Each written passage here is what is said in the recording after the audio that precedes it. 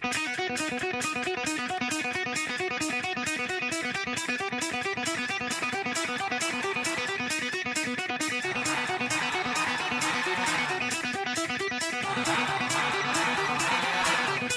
everybody, welcome to Nectar Wine Vlog. I'm your host, Josh Wade, and tonight we are getting all wrapped up in an enigma, wrapped in a mystery with Conundrum Winery. Started back in 1989, so this is actually the 10th vintage of the California white wine blend produced by the Wagner family of the Caymus vineyards fame. Experimented in the beginning with 11 different white wine grapes to come up with a proprietary blend. Each year, the blend is slightly different, but typically consists of the same three basic white wine grapes, being a Chardonnay, a Sauvignon Blanc, and a Muscat Canali. They also will include Semillon and Viognier as well in there. So each year they do not release the percentage blend, only to say that some of it, more than half of it, is done in stainless steel tanks, and then the other percentages of grapes are done in various assortment of new and in seasoned oak barrels, just to add the specifics. So they do make each of these lots independently. It's not co-fermented. It's done keep the flavor of the original grape and then blended together at the end.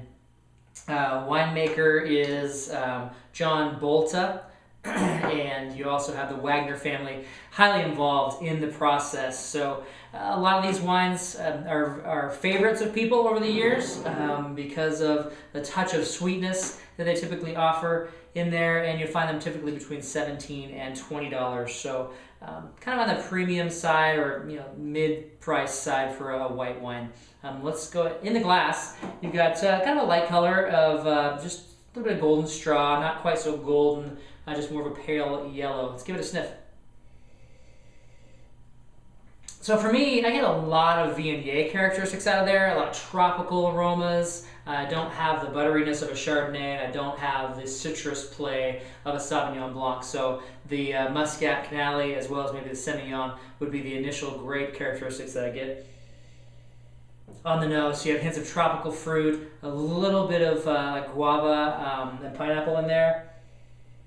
Let's go ahead and give it a sip. There's a lot of different characteristics in this wine. Starts off with just a semi-touch of sweetness in there, and that sweetness does continue on kind of on the side of your mouth. Very full, round mouthfeel. I would venture to guess that the Chardonnay has seen the biggest amount of oak and malolactic fermentation in there, just to give it the roundness of fruit. Not a ton of citrus play happening, just little spikes of lemon and lime in there, but not a ton. The acidity, to me, is what's lacking. There's not a ton of acidity that I would like to see in a nice, crisp, refreshing white wine. But the flavor definitely makes up for that. Personally, I don't want to be wearing a long sleeve shirt and have 2 feet of snow outside like we have right now in Spokane.